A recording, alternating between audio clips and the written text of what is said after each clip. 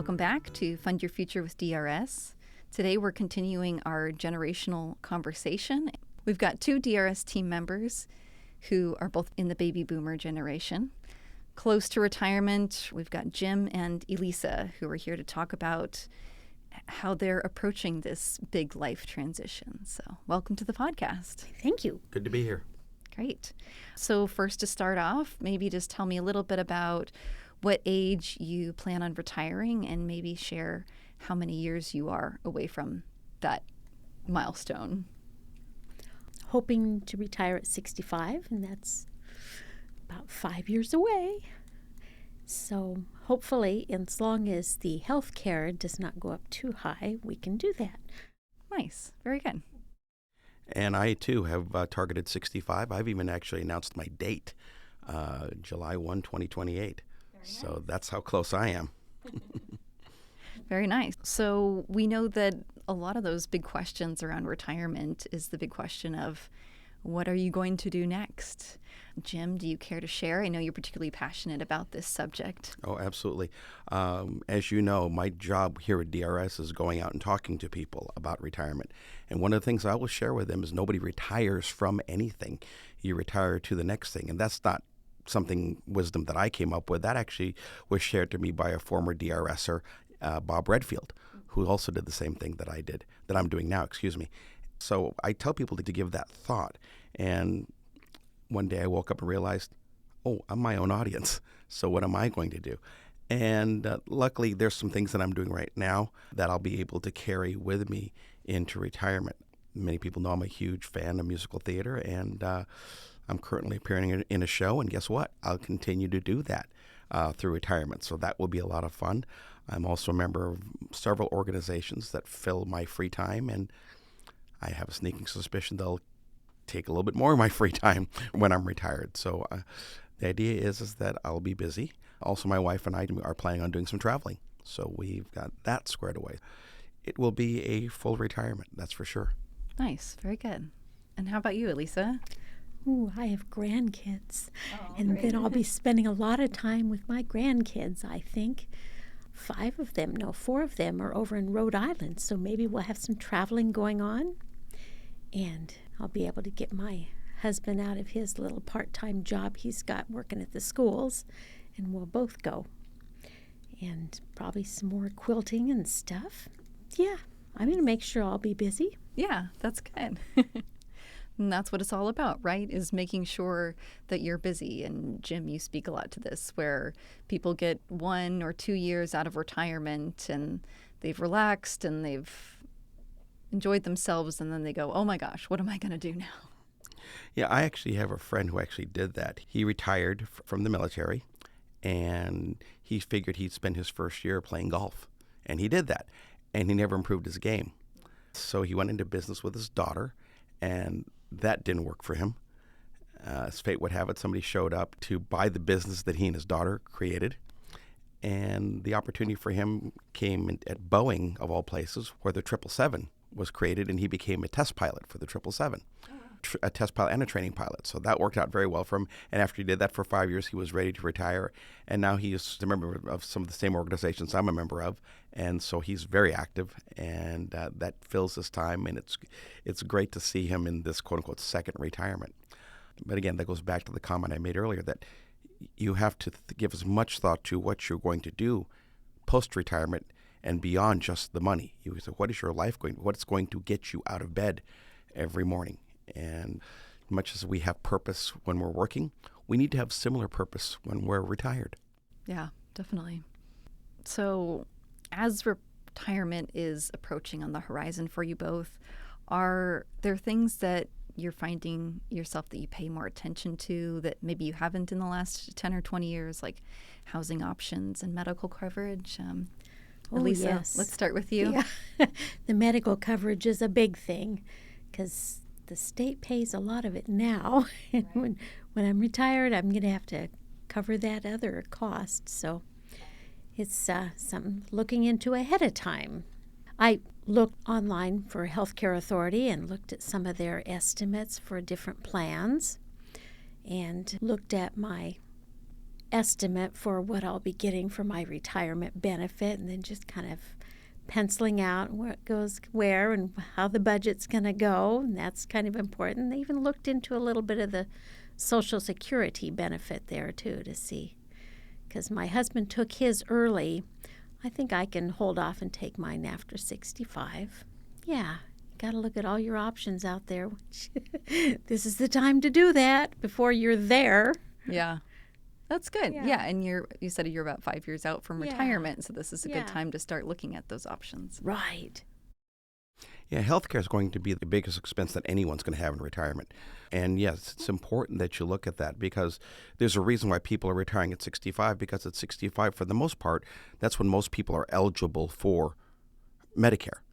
You know, there are people who do retire early, but they also know that they're not eligible for Medicare, so hopefully they have other plans in place to help them with that, because healthcare isn't cheap, as Elisa alluded to. It becomes a bit more affordable when you become 65, but guess what? You're also paying Medicare Part B premiums, so you've got to make sure you cover that too.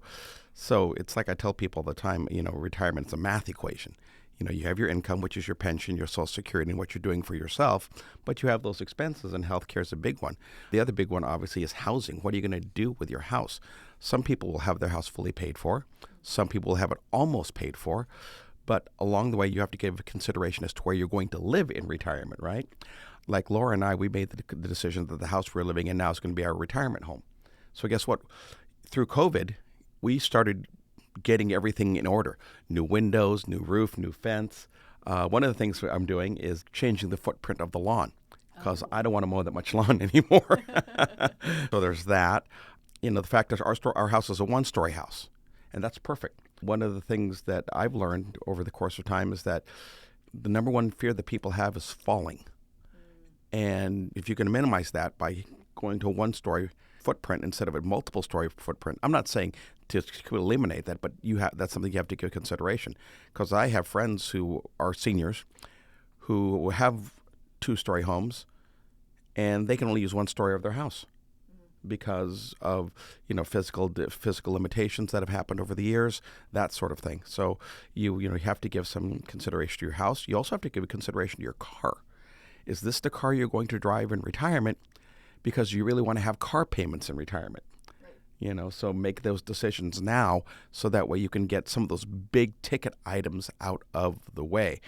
And of course, the biggest way you can impact that also is if you're involved in either DCP or if your employer doesn't provide DCP, but they provide some sort of savings program, whether it be another 457 or whether it be a 403B plan if they work at the schools, doesn't hurt to save. Yep. It doesn't hurt to save. Yeah, right. Starting now. Oh, absolutely.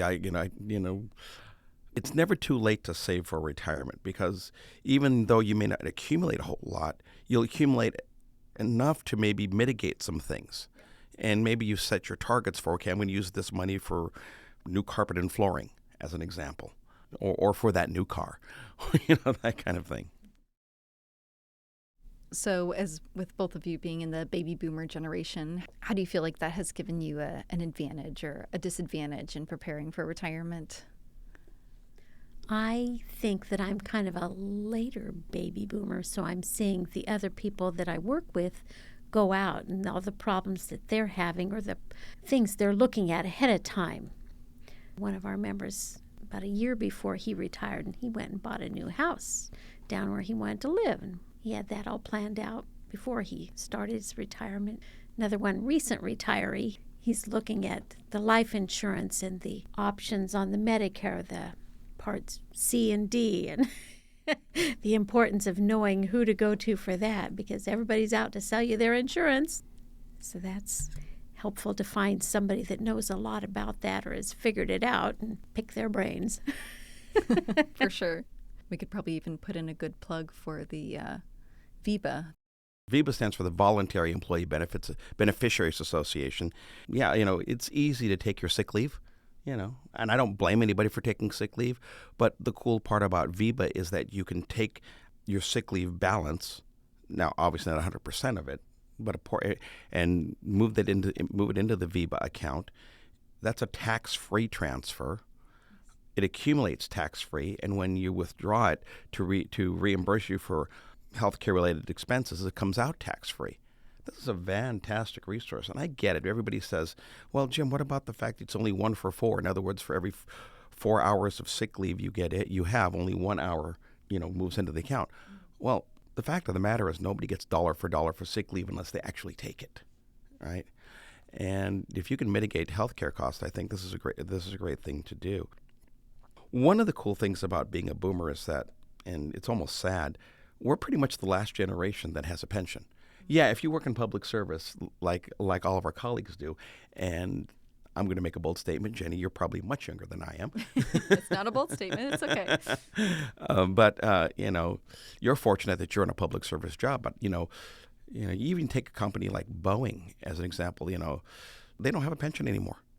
Okay, so we're fortunate enough that we have pension. As we're progressing in time, you're seeing more and more companies get away from the idea of a pension plan. So we have a pension, though, so it gives us a huge leg up over people. I think I read something like 14% of the working population will retire with a pension. Wow. In other words, gather together 9 of your friends, folks.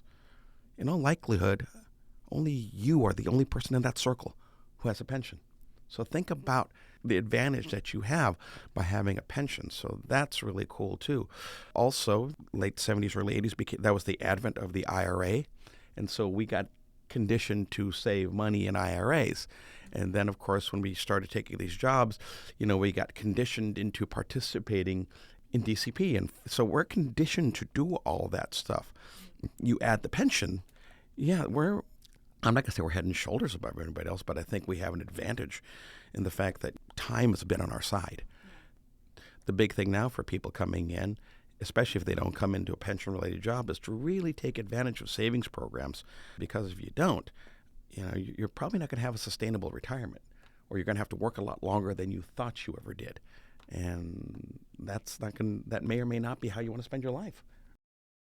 So this is a great segue. Do you have any advice for people who are your age, or especially people that are younger who are starting to think about retirement? Just plan ahead.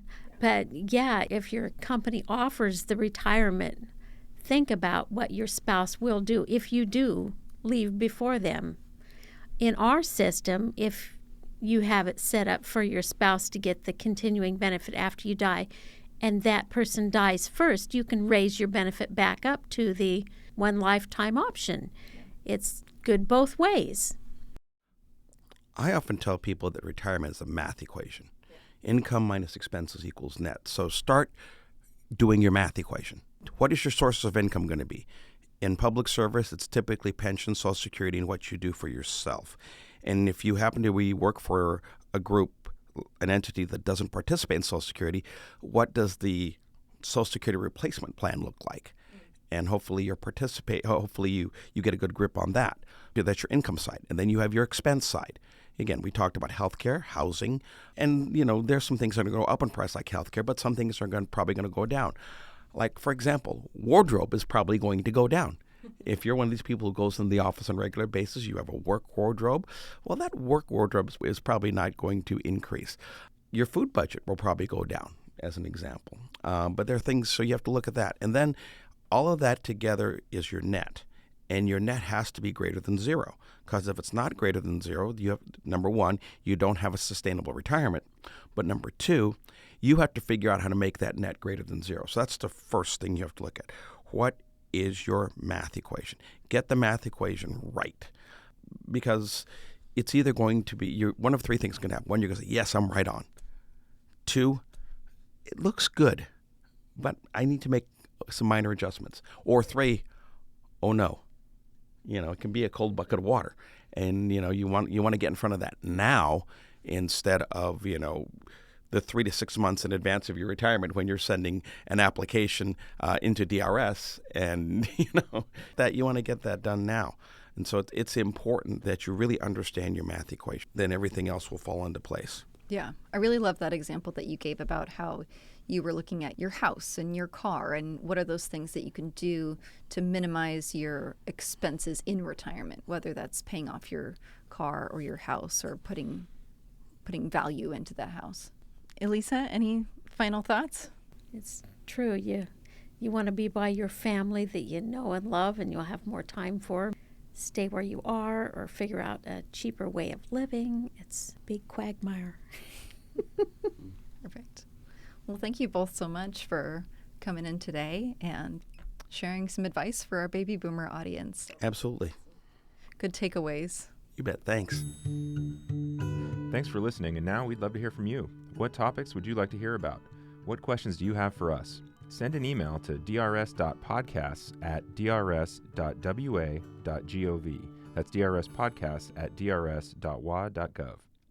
The Department of Retirement Systems provides this podcast as a public service, but it's neither a legal interpretation nor a statement of DRS policy. References to any specific product or entity do not constitute an endorsement or recommendation. The views expressed by guests are their own, and their appearance on the program does not imply an endorsement of them or any entity they represent. Views and opinions expressed by DRS employees are those of the employees and do not necessarily reflect the view of DRS or any of its officials.